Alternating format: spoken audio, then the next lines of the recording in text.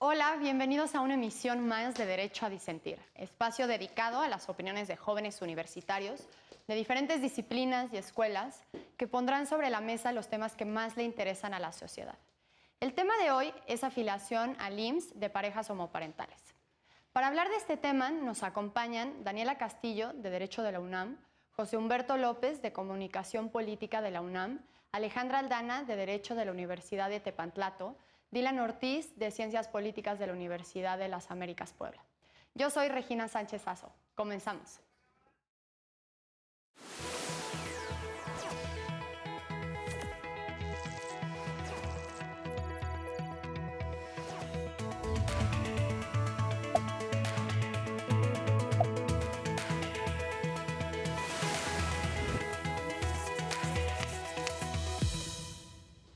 El asunto de hoy se trata de un hombre que solicitó inscribir ante el IMSS a su esposo como su beneficiario. Al negarle la solicitud, el señor presentó una demanda de amparo que le fue negada. Ante esta situación, interpuso un recurso que llevó el caso ante la Suprema Corte. La primera sala resolvió que la regulación del IMSS excluía de manera implícita a las parejas homosexuales de acceder al seguro de enfermedades y maternidad, lo cual era una medida discriminatoria. Pues bueno, bienvenidas, bienvenidos a esta emisión de Derecho a Disentir. ¿Por qué no empezamos contigo, Alejandra, y nos comentas sobre, bueno, cuáles son tus... ¿Con qué te quedas de la sentencia? ¿Qué es lo más importante para ti? Y pues sí, comencemos por ahí.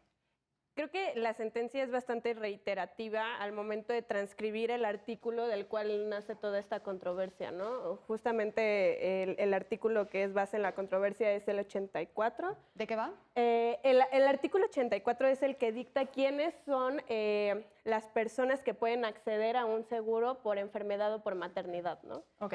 En la primera fracción pues nos menciona quiénes son, el asegurado, que ya desde ahí incluso podríamos hablar de un tema de que solamente se está hablando en masculino, pero creo que hasta el momento, o al menos en la sentencia, ese no es el tema, ¿no? El tema viene con la fracción 3, que la fracción 3 nos dice que tienen derecho a este seguro la esposa del asegurado o en este caso la esposa del asegurado y en el siguiente es o el esposo de la asegurada.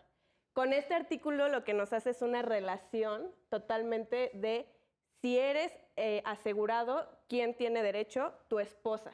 Si eres asegurada, ¿quién tiene derecho? Tu esposo.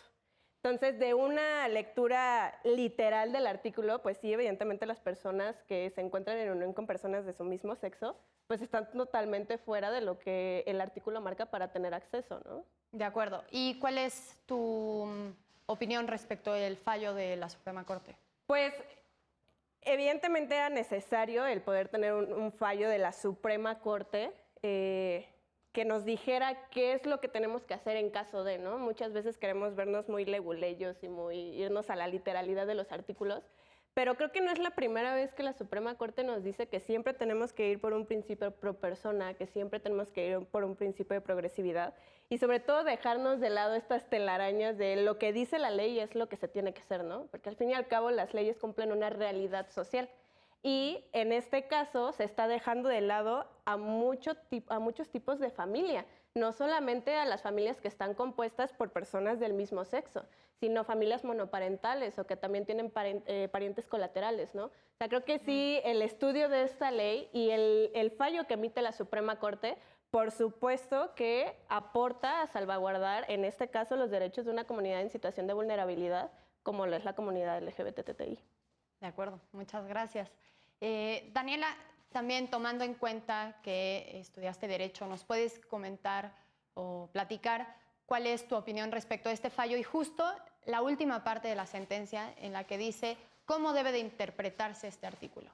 Sí, bueno, a mí me gusta la sentencia porque creo que es sencilla, es muy clara, como lo dice Alejandra. ¿Por qué? Porque viene de la interpretación primero de decir, bueno, ya la Suprema Corte determinó que la familia es una realidad social. Y entonces, al ser una realidad social, no solamente podemos incluir a la familia tradicional, ¿no? Que es papá, mamá y hijos, o solo papá y mamá, ¿no?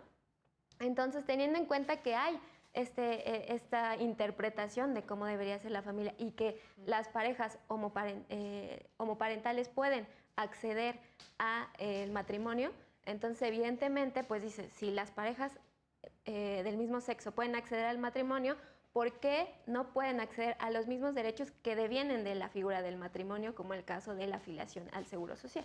¿No? Entonces hace este análisis y luego se viene a los tipos de categorías sospechosas, ¿no? O sea, al haber una categoría sospechosa que es la preferencia sexual, entonces yo tengo como juzgador la obligación de ver qué análisis tengo que hacer, que en este caso es un escrutinio estricto, por así decirlo, ¿no? O sea, es decir, un análisis estricto de la norma que podría ser discriminatoria.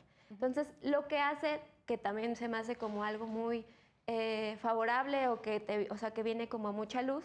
¿Por qué? Porque ni siquiera se mete al escrutinio estricto que tiene que ver específicamente con proporcionalidad, razonabilidad. Bueno, sí hace un análisis de razonabilidad, pero es como el primero que da en el sentido de que dice, bueno, yo lo que tengo que hacer es una interpretación conforme. ¿Por qué conforme? Bueno, quiere decir que es una interpretación que va aunada a la idea de cómo se vienen reconociendo los derechos humanos en la Constitución, ¿no? Y el bloque constitucionalidad, que es como todos esos derechos, tanto internacionales como en la Constitución, que son reconocidos, ¿no?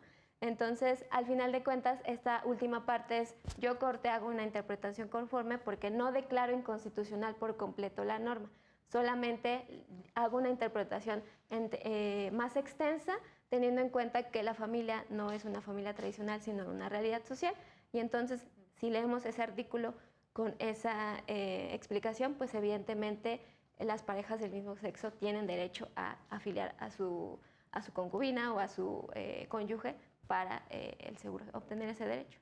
Sí, creo que, o sea, es muy acertada tu intervención.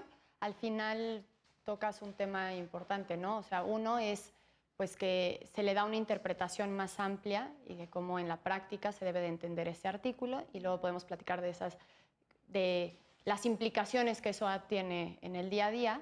Y por otro lado, pues parte de que se está discriminando, ¿no? Entonces, ¿por qué no platicamos sobre la discriminación?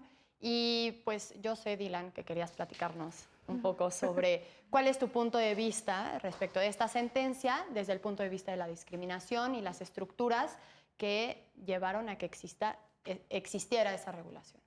Correcto, sí. De hecho, creo que nos vamos a ir como muy atrás, tratando de entender cómo es que se compone el sistema y que hay grupos que históricamente y cíclicamente han sido vulnerados, ¿no?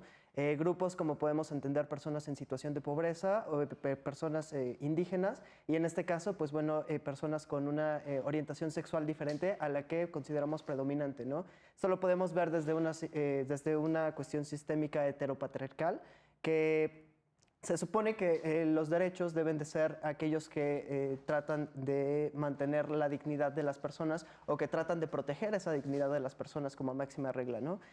Y en este caso, cuando los derechos o la interpretación de la ley o cómo se formula la ley está atacada o está vista desde una perspectiva sistémica heteropatriarcal, pues entonces tiende a excluir a grupos que, nuevamente repito, cíclicamente han sido vulnerados y que históricamente han sido vulnerados, ¿no?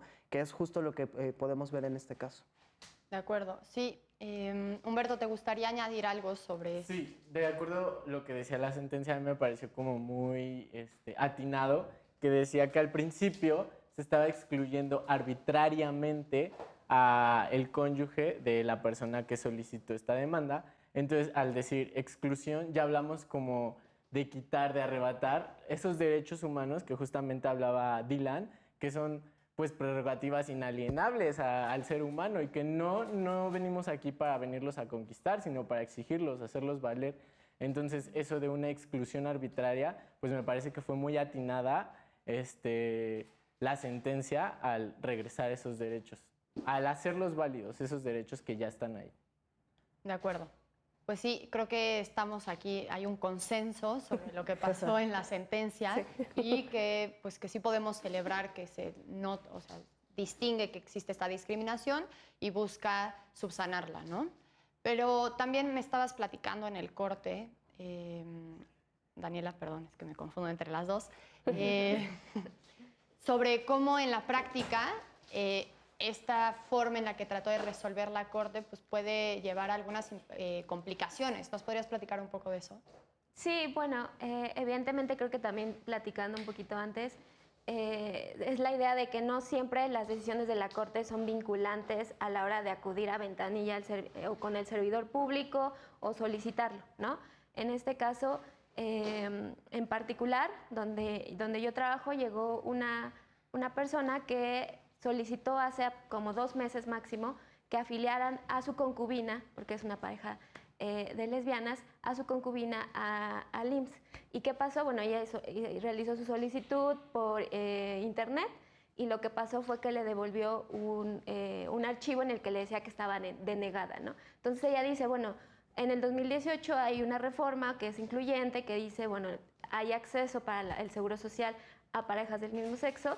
Sin embargo, en la realidad es muy difícil, ¿no? ¿Por qué? Porque muchas veces los criterios de la Corte o la normatividad no encaja adecuadamente en el plano como real, ¿no? ¿Por qué? Porque pues a lo mejor faltó alguna reglamentación interior, porque hay que hacer sensibilización a los servidores públicos que realizan y que atienden estas solicitudes y evidentemente a pesar de que hay un gran marco jurídico que es protector para las personas, en este caso pues no se aplica y muchas veces creo que también hay que mirar hacia allá, ¿no? O sea, está bien que haya sentencias como esta que nos reiteran criterios importantes, ¿no? Pero al final de cuentas es muy valioso también que nos fijemos en los casos en concretos, porque bueno, yo recuerdo que salió una noticia de que en mayo había como 1,300 personas afiliadas, ¿no? Y es como un logro que ellos dicen, pero también hay que ver que no siempre es la realidad cotidiana, ¿no? De todas las personas.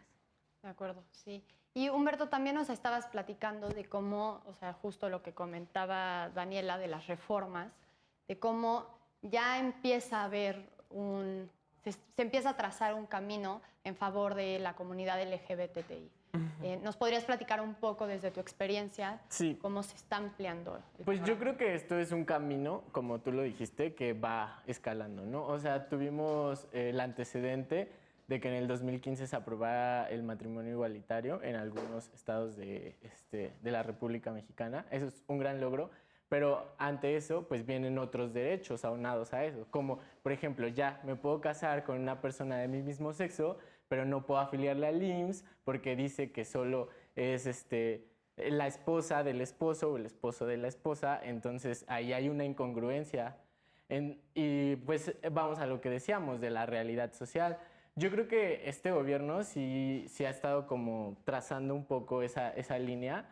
En la Cámara de Diputados, en la federal, se acaba de crear en esta legislatura la primera comisión de Juventud y Diversidad Sexual. Esta comisión pues es un antecedente histórico porque nunca en los 64 años que van para, los 64 legislaturas que van para atrás había existido o se había tomado el tema en cuenta. Entonces, que se esté tomando en cuenta los derechos de este grupo vulnerable, que es la comunidad LGBTIQ, pues es un gran logro. Que sí, o sea, yo creo que faltan muchísimas cosas por hacer y lo vemos con esta sentencia que no tiene 5 años, que tiene 5 o 6 años, pero cuántas cosas nos faltan por lograr. Y como lo decía Daniela, pues en el 2018 del año pasado, pues recién que entró esta legislatura, el Senado de la República lanzó esta iniciativa para que las personas de la comunidad LGBT pues tuvieran los derechos del IMSS y el ISSSTE. Y después en 2018, en noviembre de 2018, ya se aprobó por la Cámara de Diputados también, con algunos cambios a la minuta, pero pues es importante, o sea, es importante tanto sensibilizar a la sociedad, también en un tema de comunicación, o sea, ya está, pero ¿y ahora qué hago? O sea, muchas personas dicen, pues tengo este derecho, pero ni siquiera sé que lo tengo, ni siquiera sé cómo hacerlo valer. Tal vez yo me pude casar, pero no puedo afiliar a mi cónyuge porque, pues, no sé. Entonces, es un tema que sí tenemos que estar sensibilizando mucho a la sociedad. Sí, estoy de acuerdo contigo. Creo que también en la promoción de los derechos falta un tema de comunicación y de que la sociedad sepa a qué tiene derecho y que debe de poderlos exigir porque ya están ahí, ¿no? Están presentes. Y también creo que de lo que decías, de cómo ya existe una legislación en favor de los derechos de la comunidad LGBTI. De cómo al final y al cabo lo que pasa es que tenemos, pues en algunas legislaturas ya, pues ya se acepta el matrimonio igualitario y de pues vienen otros derechos aparejados y cómo probablemente en muchos casos, este es uno de ellos, todavía no se está previendo que haya una congruencia entre todo este sistema legal. Alejandra, ¿te gustaría comentar algo al respecto? Sí, creo que, o sea, sí es bastante aplaudible ahorita de quienes conforman el Congreso, que sí, en efecto, es la primera vez que existe una comisión que está encargada única y exclusivamente de temas tanto LGBTIQ como en este caso de juventud, que decidieron ponerla en la misma comisión. Y además de eso, ¿quién es la presidenta de esa comisión, no? O sea, es una mujer lesbiana y de una comunidad indígena. O sea, una persona que está en 3 grupos en situación de vulnerabilidad. ¿Cuándo habíamos visto eso en México? Seguramente, al menos yo no recuerdo haber visto esta situación. Y justamente el que tengamos a estas personas no es que sea una proyección del gobierno, sino que creo que es una proyección justamente de la realidad social en la que vivimos, ¿no? O sea, ya estamos en un tiempo donde ya es necesario que las decisiones que van a perjudicar o beneficiar, en este caso a un grupo en situación de vulnerabilidad, sean tomadas por personas que se encuentran en ese grupo. ¿Por qué? Porque nadie mejor que nosotros mismos para saber qué es lo que necesitamos. Entonces, es la eterna batalla que tenemos, por ejemplo, con otros casos, como el aborto. O sea, porque nos molesta que sean hombres los que están tomando una decisión sin consultarnos. ¿Cuántas veces no hemos visto eventos LGBTIQ donde más del 50% de las personas que están ahí son heterosexuales y hablan como si ellos estuvieran viviendo la realidad, que es muy diferente quienes conformamos la comunidad a quienes están fuera de ella, ¿no? Es muy diferente a la realidad social.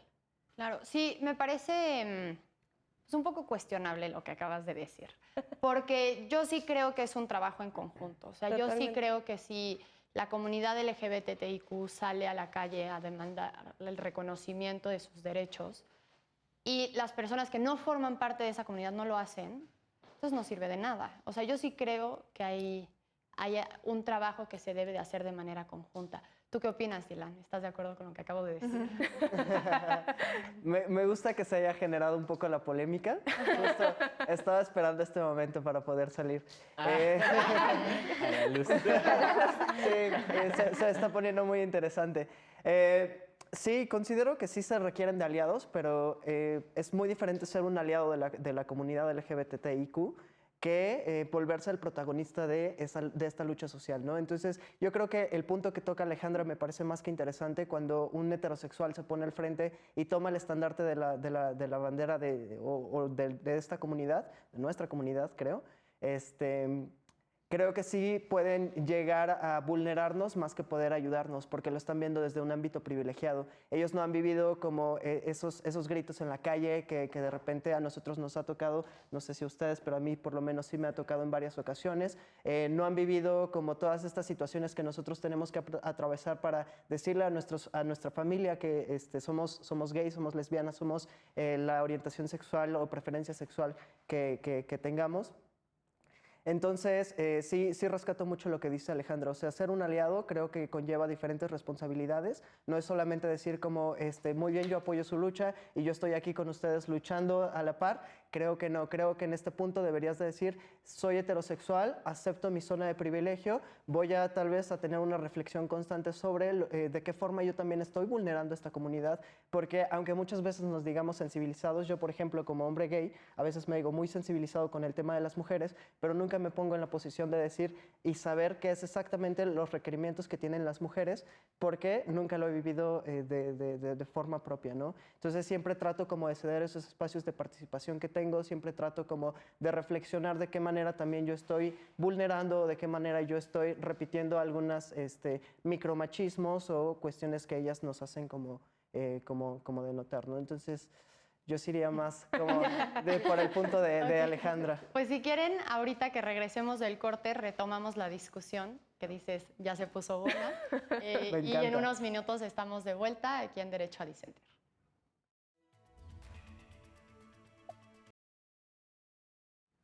Ya estamos de vuelta en Derecho a Disentir y ya estábamos empezando a platicar sobre si yo como persona heterosexual puedo salir y defender los derechos de la comunidad LGBTI. Y justo antes del corte, Humberto, ibas a decir algo. Sí, yo creo que sí, justamente necesitamos construir todos en sociedad. O sea, sí necesitamos aliados y personas que lleven la batuta. Pero yo estoy muy de acuerdo con Dylan, lo que decía de que esa persona que esté llevando ese tema en boga, pues que sea una persona miembro de la comunidad, porque lo sientes. O sea, no es lo mismo que una mujer lleve todo el movimiento feminista porque lo siente, porque lo ha vivido, porque ha sufrido esa discriminación, como lo vimos en la sentencia, igual con la comunidad LGBTI. No es lo mismo que una persona heterosexual, sí, como aliado, nos ayuda a construir estos derechos, a que una persona de la comunidad LGBT lo sienta, ¿sabes? Siento que es como compasión, o sea, que vas por esos derechos porque tú lo has vivido. Entonces, yo estoy de acuerdo en lo que decían los compañeros. Ok, Daniela. Sí, bueno, creo que tal vez en general no es que no puedan ser, o sea, no puedan luchar por nuestros derechos, claro, y creo que es maravilloso que tengamos aliados y que haya personas que dentro de ese privilegio de ciertas estructuras, pues realmente puedan visibilizar, ¿no?, la opresión hacia otras comunidades, ¿no? Pero creo que la idea que debemos de tener en cuenta es que quién tiene la voz, ¿no? O sea, podemos decir que no hay muchas personas en ciertos espacios, pero no es porque no quieran tal vez, sino porque no pueden acceder a ellos, ¿no? Entonces creo que como aliado, en este caso, tendrían que ver eso, ¿no? Y tendrían que ver que no es la idea de la representatividad, ¿no? Sino como de ceder espacios que tienen, como dijo Dylan, ¿no? Que creo que se escucha muy bien, que tú te des cuenta de ese privilegio y que digas, oye, pues hay alguien que puede, que tiene esa misma capacidad que yo para hablar y sobre todo es parte de la comunidad, pues ven y yo te doy ese espacio para que tú puedas hablar y yo te ayudo, yo voy contigo, ¿no? O sea, creo que esa es la idea de tener aliados y de tener como, o sea, de hablar de esto, ¿no? De que no puede haber gente que no es parte del colectivo apoyándonos, sino más bien que hay que visibilizar que pueden darnos espacio o más bien pueden abrir espacio para nosotros, ¿no?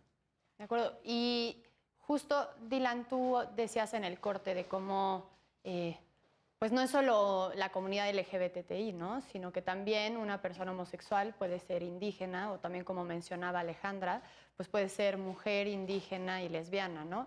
Y cuáles son las implicaciones y todas las capas de discriminación en las que una persona se puede enfrentar. ¿Te gustaría platicar al respecto? Sí, justo. Lo que comentaba Alejandra respecto a que tenemos ya una representante mujer que es lesbiana, que es de una comunidad indígena, sí la tenemos, pero no sé qué tanto está llevando a tema pues justo las vulnerabilidades de la que ella ha sido sujeta, o tal vez no sabemos si ha sido sujeta solo por pertenecer a una comunidad, ¿no? Entonces, aquí hay como dos puntos que a mí me parecen importantes. Es primero, qué es representatividad y desde dónde ellos lo están abordando. O sea, no es solamente el tener a una persona LGBTIQ+, que esté hablando sobre nuestra comunidad, sino una persona que también esté sensibilizada, que sepa dar espacios de participación a otros grupos que tal vez él o ella no está entendiendo y que justamente pueda fungir como este intermediario respecto a todas las voces que tienen que ser escuchadas. No solamente es como, lo abordo desde mi perspectiva, que casi siempre los que tenemos espacios de participación es una perspectiva, sí que tenemos ciertos ámbitos de vulnerabilidad, pero que también tenemos ciertos privilegios, ¿no? El estar aquí, por ejemplo, en este tipo de espacios, ya nos coloca a nosotros en una zona de privilegio. Ese como primer punto. Y como segundo punto es respecto a la horizontalidad de los derechos humanos. Académicamente, históricamente, se ha visto los derechos humanos como aquellos que solamente pueden ser violados o violentados por instituciones, o en este caso vamos a llamarlo como una entidad que sería el gobierno.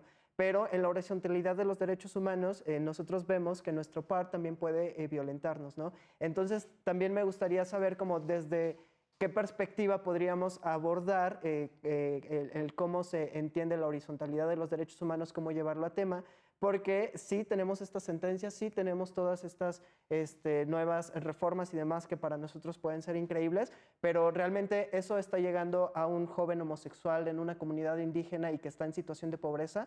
Creo que estamos olvidando también que no solamente es una vulnerabilidad la que nos coloca como el centro o la que nos coloca como acreedores a derechos o que buscamos derechos, sino que también hay más comunidades y hay más voces, justo lo que comentaba, que merecen y deben ser escuchadas, ¿no? Pero sí, creo que es muy interesante lo que dices. O sea, no es solo que el gobierno reconozca o no tus derechos, sino que las demás personas reconozcan tus derechos, ¿no? No sé si quisieras agregar algo, Humberto.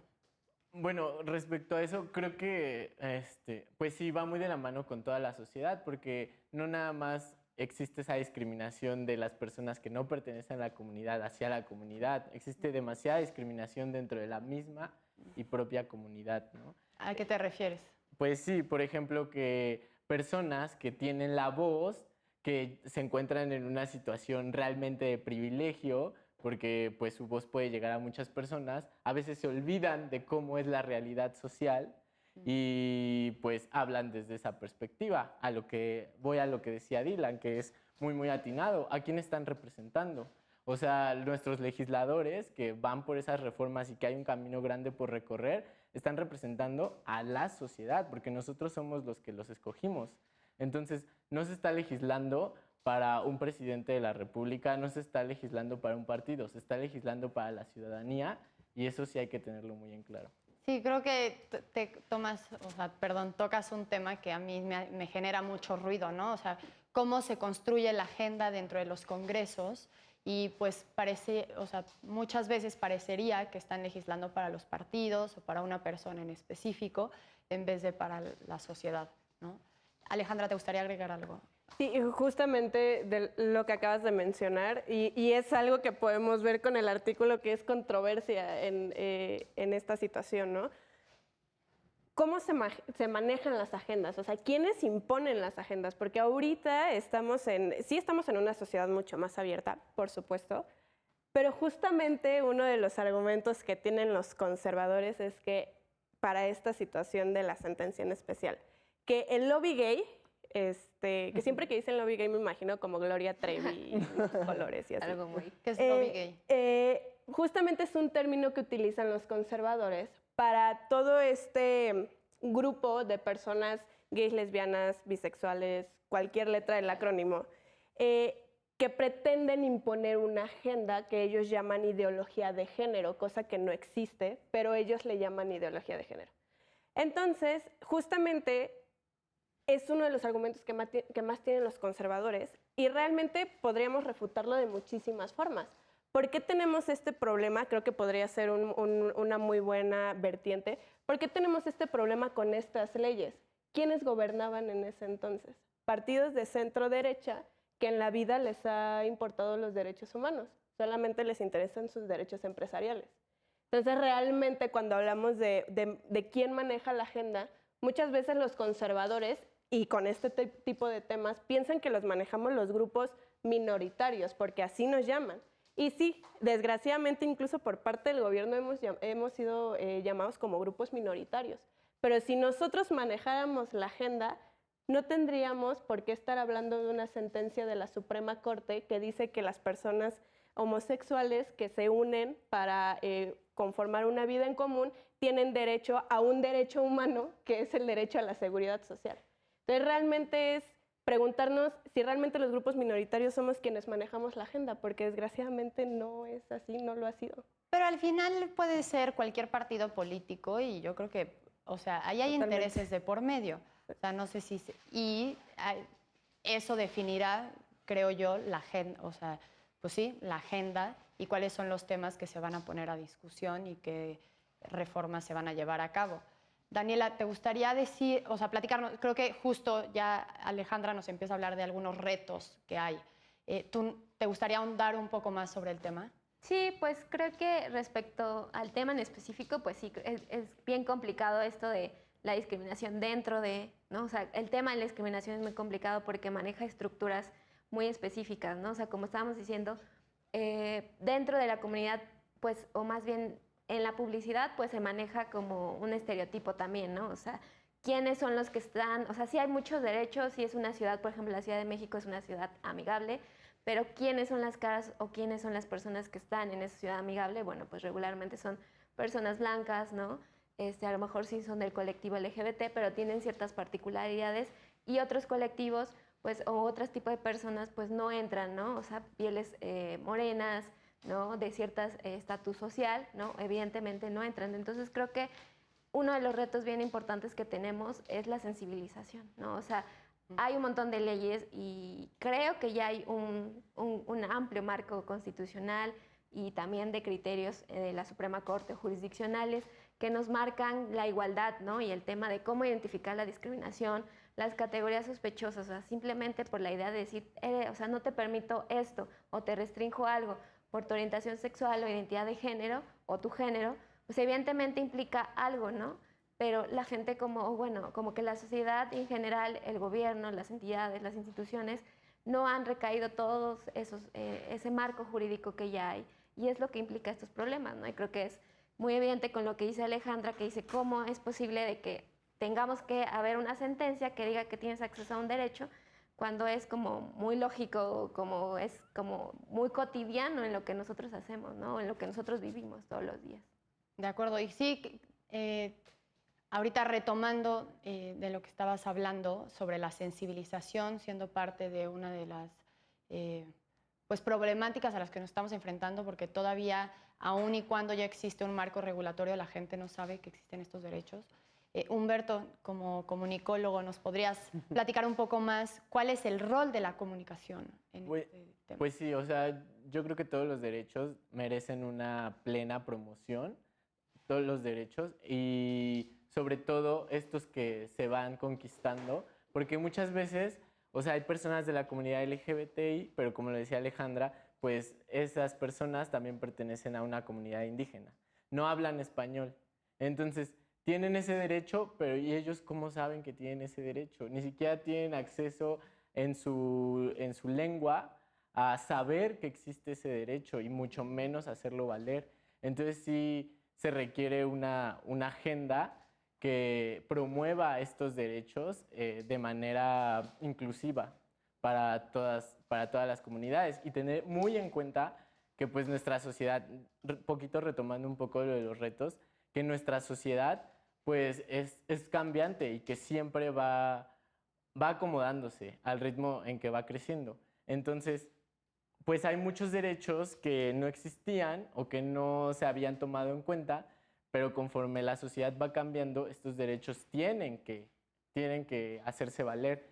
Entonces, yo creo que uno de los retos ahí es sobre todo la promoción y la creación de todos en sociedad, porque muchas veces también por los primeros que somos discriminados es por nuestra propia familia, porque no existe una promoción, una sensibilización del tema. De acuerdo. Sí, creo que, o sea, sin duda podemos estar de acuerdo en que estos retos de la sensibilización desde el núcleo familiar falta por llevarlo, ¿no? Y ponerlo sobre la mesa. Pero también creo que ya hay algunas batallas, como estábamos comentando, que han sido ganadas en la legislación y también en la sociedad. O sea, también ya vemos, bueno, creo, una sociedad un poco más abierta al tema y que incluso las mismas compañías y empresas nos empiezan a demostrar un interés por estos temas. No sé si les gustaría platicar sobre de esto. O sea, Dylan, ¿por qué sonríes? Sí, justamente. Tengo una amiga llamada Sofía que justo siempre me hace el cuestionamiento, siempre se está cuestionando como, ¿por qué si tenemos esta sociedad que se declara a sí misma como no racista, no clasista, no homofóbica, por qué estos males sociales siguen permeando y por qué salen a flote casi todo el tiempo? Y casi todo el tiempo los estamos notando, ¿no? Por diferentes temas que ocurren en la actualidad. La respuesta más pronta que hemos podido tener, o bueno, que yo por lo menos he interiorizado, es que sí hay una mayor apertura al tema sobre la inclusión y hay una mayor sensibilización por parte de muchos y muchas, pero también hay una cuestión que es la cuestión mercantil o empresarial, que en este caso pues me parece que es justo el tema que estás tocando de cómo estas empresas están tratando de volver los aliados de la comunidad, ¿no?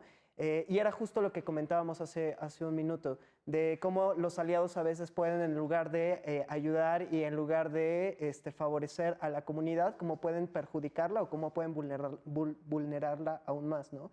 Lo que vimos, por ejemplo, en la marcha por el orgullo, fue un montón de carros alegóricos de empresas que realmente estaban invisibilizando la verdadera razón por la que nosotros estábamos marchando. No sé el resto de personas, y yo lo estoy hablando solamente desde mi perspectiva y desde mi persona, pero yo estaba ahí por las personas que no pudieron decir o no pudieron salir del closet a tiempo porque tal vez su estabilidad emocional no se los permitió, su situación geográfica, su situación económica, lo que sea, o cualesquiera que hayan sido los factores que no les haya permitido hacerlo. Yo estaba ahí para darles voz, para darles visibilidad, para mostrar a las otras generaciones que están detrás y que vienen que nosotros valemos exactamente lo mismo que cualquier otra persona o que cualquier otro sujeto, que no debería de haber distinción en cuestión sobre todo legal, digo ya que estamos tocando sobre el tema, y también en la parte social, ¿no? No deberíamos ser sujetos de discriminación en ningún punto, porque pues lo que hacemos no es diferente a lo que hace cualquier otra persona. De acuerdo. Pues bueno, Alejandra, ¿te gustaría pues platicarnos un poco más sobre tu punto de vista respecto del rol de las empresas y las compañías en, pues ya, ponerse la bandera LGBTIQ, o bueno, una de las banderas? Alguna de Sí, justamente, por ejemplo, no sé si a ustedes les pase lo mismo, pero empresa que yo veo carro alegórico en la marcha no creo que sea inclusiva. Y eso me pasó porque me tocó estar hace un par de años en la organización de la Marcha por el Orgullo, y realmente son empresas que no están interesadas en realmente generar una inclusión. O sea, ese día que sucede, bueno, las aplicaciones de transporte privado ponen sus carritos de color de la bandera. Te regalan agüitas con la etiqueta, ¿no? Que las papitas con los colores. O sea, sí está muy padre y todo, pero Que y nos me den las de quiero comer, comer todas, ajá. ¿no? Que nos den de comer y de tomar y nos den descuentos. Pero realmente, o sea, es como lo de las mujeres no pagan en el antro.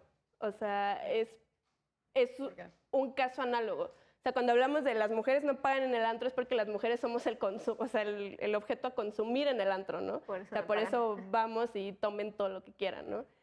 Siento que algo análogo sucede aquí. O sea, te voy a regalar el agua y te voy a regalar las papitas para que me consumas. Pero ¿qué va a pasar si, por ejemplo, yo quiero entrar a trabajar ahí? Claro. Realmente son muy pocas las empresas, y podría nombrar una empresa de sistemas computacionales que realmente tiene a nivel mundial un programa de inclusión, y no nada más es para entrar al programa de Great Place to Work o cosas así, es porque realmente tienen un compromiso social. De acuerdo. Bueno, si les parece bien, en el tercer bloque y último seguimos con esta conversación y en unos minutos más estamos de vuelta en Derecho a Disentir. Ya estamos de vuelta en Derecho a Disentir, estamos en el tercer y último bloque y estábamos platicando sobre el rol de las empresas y de cómo se cuelgan la bandera y qué tan real o no es ese discurso, ¿no? Dylan, ibas a decir algo antes del corte, entonces por favor dinos. Perfecto. Pues sí, justamente creo que es en cómo te transformas en un buen aliado, ¿no? Esa parte a mí me parece como súper interesante. Primero es cuestionándote, que era algo que ya habíamos platicado. Y el segundo es abrir estos espacios de participación para aquellos que realmente necesitan esos espacios de participación. Entonces, creo que las empresas sí pueden fungir como buenos aliados en la marcha si quieren, pero no con sus carros alegóricos regalándonos descuentos o productos. Creo que lo mejor que pueden hacer a lo mejor es donar a alguna asociación civil que trabaje realmente los temas y que tiene personas profesionalizadas y que saben justamente cuáles son las necesidades, han estado trabajando directamente con las comunidades en situación de vulnerabilidad. Si realmente las empresas, es como un mensaje para ellas, si realmente quieren fungir como buenos aliados, pues los invitamos a que puedan hacer sus aportaciones. Y vaya, he tenido como la fortuna de trabajar con este grupo de activistas y de personas que la verdad son muy, muy rifados. y a veces no tienen los recursos para hacer todo lo que quieren hacer, ¿no? Entonces, yo creo que desde ahí el ceder esos espacios de participación que podrías asumir como tuyos porque tienes la capacidad para hacerlo, justo lo que comentábamos sobre cuestionarte cómo puedes ser un buen aliado, mejor cédelos a aquellas personas que realmente están haciendo un ejercicio real y que está siendo productivo para evitar que las personas que viven estas situaciones pues sigan con esta cuestión como cíclica, ¿no? De acuerdo. Pues muy interesante lo que acabas de decir. Daniela, ¿te gustaría decir algo? Sí, claro.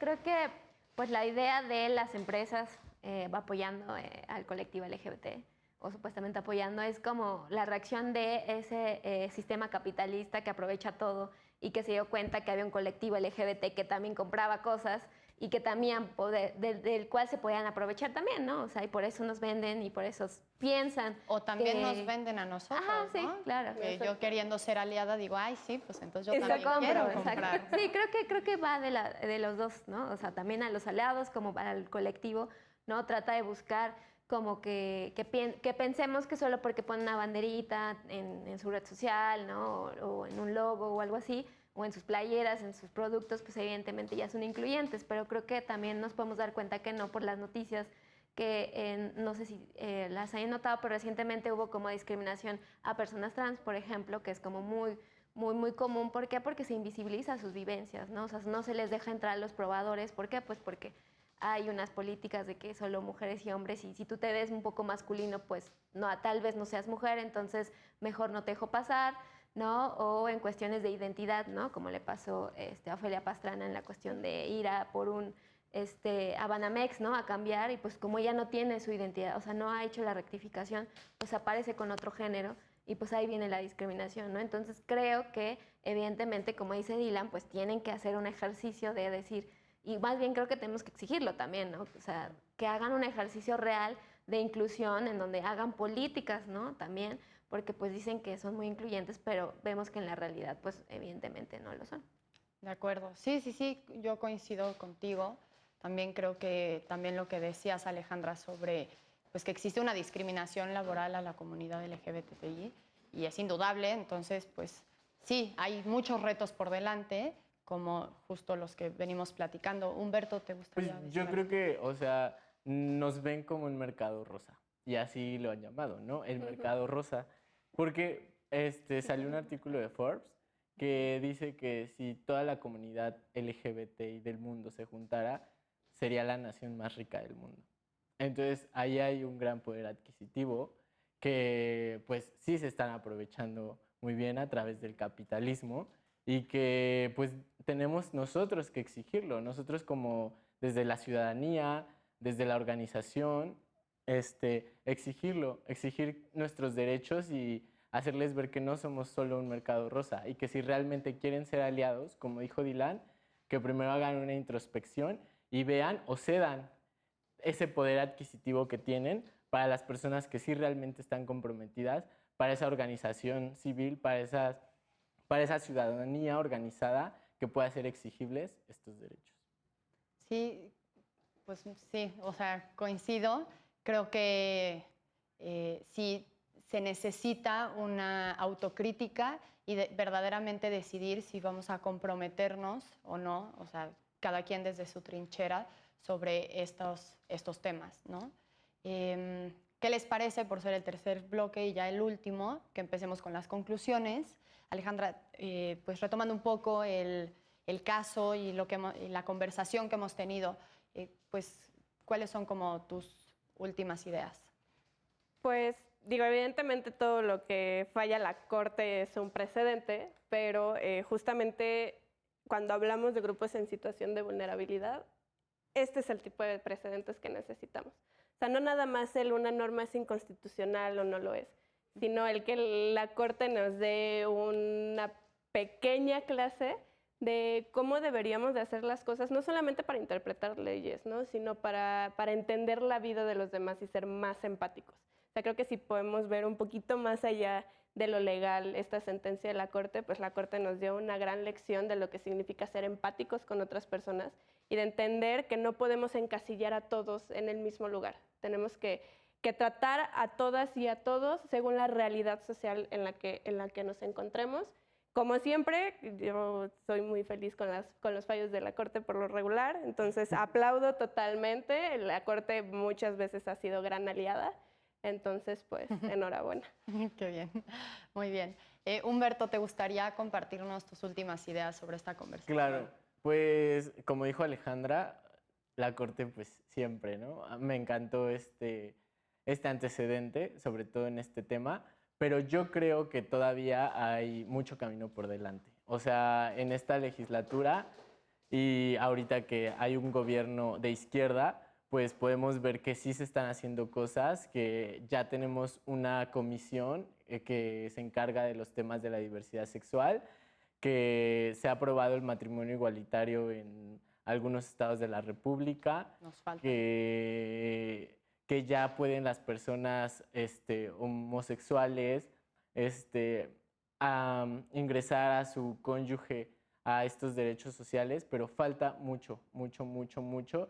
Y pues es como una invitación a nuestros legisladores para que pues tomen en cuenta la ciudadanía y que esta agenda la hacemos todos. De acuerdo, muy bien. Daniela. Sí, pues creo que igual que Humberto y Alejandra, que tener sentencias en la Corte nos da mucha luz, ¿no? O sea, nos guía porque a veces son muy explicativas, ¿no? O sea, como hay una argumentación como de, mira, ya pasó esto, ya dije esto, entonces en conclusión, pues esto es discriminación y no lo puedes hacer, ¿no? Y creo que está muy bien porque pues jurídicamente nos ayuda y nos da precedentes, ¿no? Sin embargo, creo que también hay que mirar a la desjudicialización de los derechos, ¿no? ¿Por qué? Porque pues siempre pensamos, me restringieron esto, amparo. Y entonces siempre queremos ir al amparo y queremos que la Corte nos diga todo y muy bonito. Sí, no Pero tenemos que llegar a ese no extremo. siempre la gente tiene accesible el amparo, ¿no? Porque hay que pagarlo, porque hay que hacer un análisis, porque es un trabajo, ¿no? O sea, entonces evidentemente creo que también hay que apostarle a otros trabajos, ¿no? O sea, a otras actividades que nos lleven, a otras rutas más bien que nos lleven a acceder a esos derechos sin necesidad de que un juez nos venga y le explique a las autoridades, porque creo que también lo que yo he visto en el trabajo cotidiano en el que yo puedo intervenir es que muchas veces los servidores públicos se acomodan pues que me lo diga un juez. Entonces, si no me lo dice un juez, yo no te hago una interpretación o más bien no una interpretación, porque jurídicamente podríamos decir que no es que lo puedan hacer, pero al final de cuentas pueden aplicar un principio que es el principio pro persona, es decir, aplicar la norma que más le beneficie, y entonces no pueden hacer eso porque dicen, no, pues puedo tener responsabilidad administrativa, un montón de cosas, y entonces pues creo que nos hace no buscar otros mecanismos y que también le vinculen a los servidores públicos o a las autoridades para que realmente digan, bueno, lo puedo hacer. ¿Por qué? Porque hay un gran marco, porque creo que también, o sea, sí está muy bien lo de las leyes, pero yo también creo, a pesar de que soy abogada, de que a veces las leyes lo dicen muy bien, pero muchas veces nuestros prejuicios y el estigma y un montón de cosas hacen que lo leamos de una manera que no está, porque inclusive en la sentencia o en la resolución de la Suprema Corte viene, ¿no? O sea, sí hay una cuestión de un artículo que básicamente podríamos decir que dice mujer y esposo, ¿no? Bueno, esposa y esposo y así nada más, o concubina y concubino, pero podemos leerlo de otra manera y también podríamos aplicar, ¿no? O sea, podemos generar esa amplitud para todas las personas, pero no. ¿Por qué? Pues porque no hay sensibilización, porque hay un montón de cosas que creo que también tendremos que mirar para poder seguir y pues realmente llegar a la accesibilidad de los derechos para todas las personas. Sí, totalmente de acuerdo. O sea, hay muchas trabas antes de poder llegar a un tribunal o ante un juez y acceder a un amparo y que fallen a tu favor, ¿no? O sea, creo que sí hay varios pasos antes que deben de subsanarse para que, como dices, no todo el mundo tiene acceso a un abogado o el tiempo, el dinero para ir ante un tribunal y por qué esperarnos hasta esa instancia para que la gente acceda a sus derechos cuando pues ya están reconocidos por la Constitución, ¿no? Exactamente. Sí. Dylan, ¿te gustaría platicarnos cuáles son tus últimas ideas o tus conclusiones? Claro, pues creo que me voy también por el rumbo que surgió de la conversación, que estos temas deben de tocarse de una forma transversal, no solamente quedarnos con lo que está ocurriendo en un simple hecho y que puede parecer aislado, sino tratar de moverlo sobre todos los campos posibles para poder tener un espectro mucho más amplio y poder tener una cobertura mayor sobre en este caso los derechos humanos, ¿no? Entonces, creo que se deberían de abordar desde diferentes perspectivas. Sí creo que hay muchísimos retos por encima. Yo creo que pondría un poquito más de énfasis también en lo que está pasando con las asociaciones civiles y si realmente tienen los incentivos necesarios para poder también ellos tener incidencia dentro de la agenda que se está planteando dentro de la legislatura. Entonces, que era justo lo que tú comentabas, ¿no? ¿Cómo es que se está haciendo la agenda? Bueno, pues yo creo que la agenda debería ser en manera conjunta y deberían de existir los incentivos necesarios y las formas y el lugar necesario para que se pueda tomar en consideración como todas las voces que merecen y necesitan ser escuchadas. Buenísimo. Pues muchas gracias a los 4. Creo que nos quedamos con, pues yo me quedo con muchas ideas sobre qué ser aliado, sobre cómo los retos que todavía hay para que la agenda de la comunidad LGBTI pues ya no tenga que ser parte de una agenda, ¿no? O sea, ya sea una realidad. Y pues me encantó haber podido platicar con ustedes. Creo que fue súper enriquecedora la plática. Y pues también muchas gracias a ustedes por habernos acompañado esta noche. Esto fue Derecho a Disentir. Mi nombre es Regina Sánchez Azo.